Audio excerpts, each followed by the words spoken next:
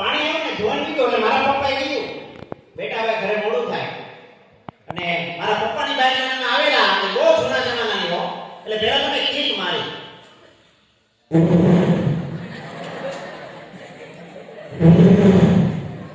બહુ કીક મારી અને શરૂ ન થઈ એટલે બાપાએ કીધું કે હવે લીવર નો મૂકતો બેટા એટલે કીક મારી અને પછી મેં લીવર દીધું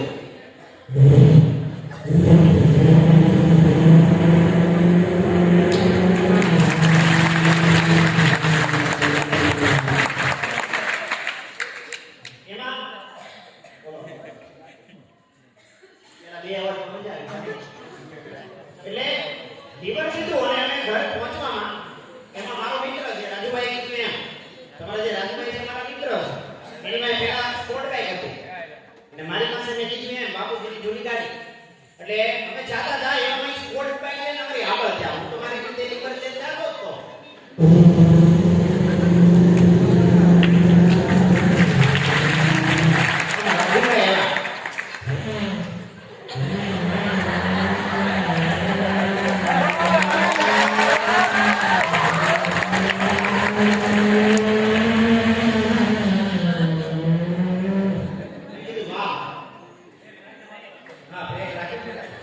એટલે એવામાં આગળ જાતા હતા મારી બાઈક બંધ પડી ગઈ એટલે આપણા ગામડાની વાત તમને ખબર હોય કે ભાઈ આપણા ભરવાડભાઈ છે જેડા છોકરા ચાલતા હોય તો મારો મિત્ર આપણે ઓલો ભૂરો એના જેડા છોકરા ચાલતો હતો ને આપણે ઉભા એટલે જેટાનું બચ્ચું હતું મેં હાથમાં લીધું એટલે બોલી એટલે મેં નીચેનો મૂક્યો એટલે એના મમ્મી આખી દોડતા દોડતા આવ્યા હો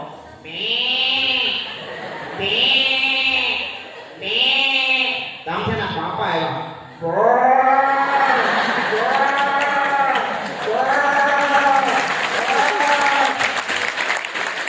આવું તો બાઈક બંધ પડી ગઈ મારે શું કરવું રાજુભાઈ ત્યારે બહુ ઊંચા માણસ હતા એટલે આપણે એની બાઈકમાં બેસાડ્યા નહીં તો કે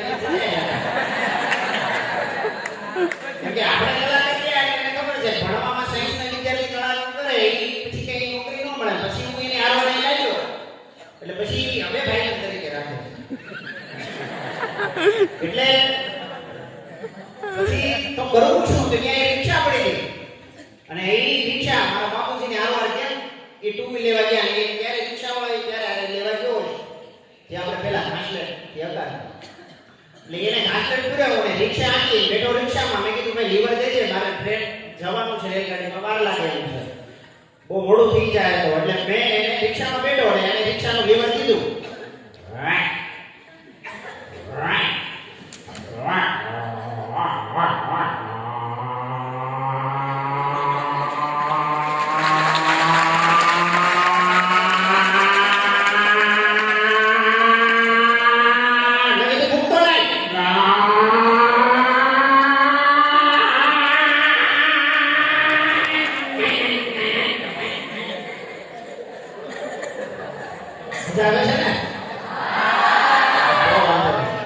રિક્ષામાં બેઠો ને મને રેલવે સ્ટેશન ઉતાર્યો રેલવે સ્ટેશન ઉતાર્યો એટલે કહેવાય ને આપણે કઠણાઈ માતા આવી હોય એટલે ટ્રેન ત્યાં બહાર હતી ત્યાં બાકડા ઉપર બેઠો એટલે ઉપરથી કાગડા ભાઈ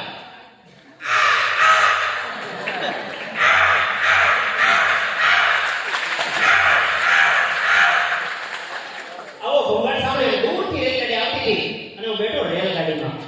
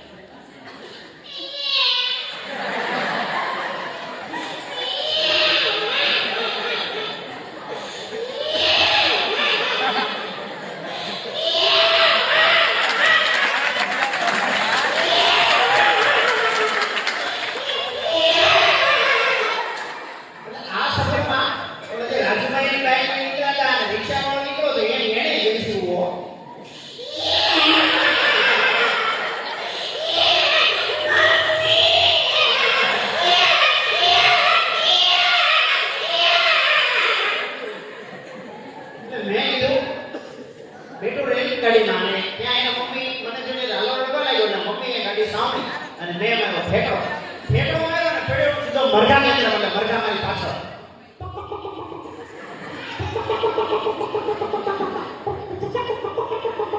અને દોડતો પછી હું જંગલમાં, અને મને જોઈને સિંહે ગર્જના કરી. હો,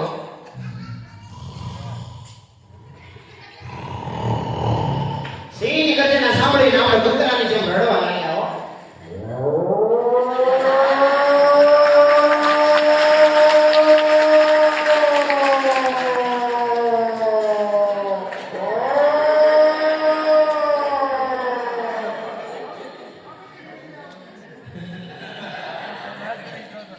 એટલે મને બહુ ડર લાગ્યો. એટલે ન્યાય ભૂતનો બંગલો હતો ને બંગલામાં જતો રહ્યો, એમાં પવન આવ્યો. હો, જંગલમાં એમાંય પવન.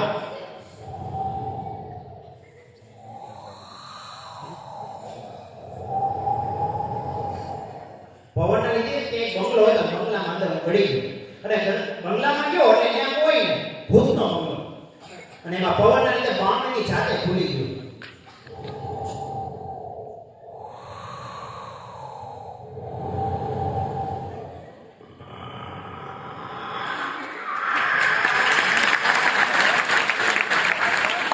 અને મને બહુ ડર લાગ્યો. એમાં ઝાંઝરનો અવાજ આવ્યો. એક સફેદ સાડી પહેરીને આગળ અને જુડેલો. જેમ જેમ મારી નજીક આવે મારા ઠપકારા વાગે.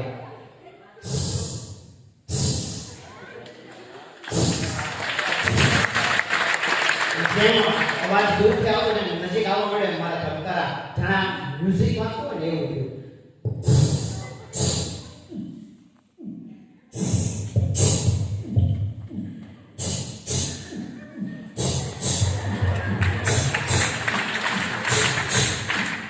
એવા ત્યાં હિંચકો હતો. હિંચકો એની જાતે ઝૂલવા લાગ્યો, ખુરશી ડોલવા લાગી.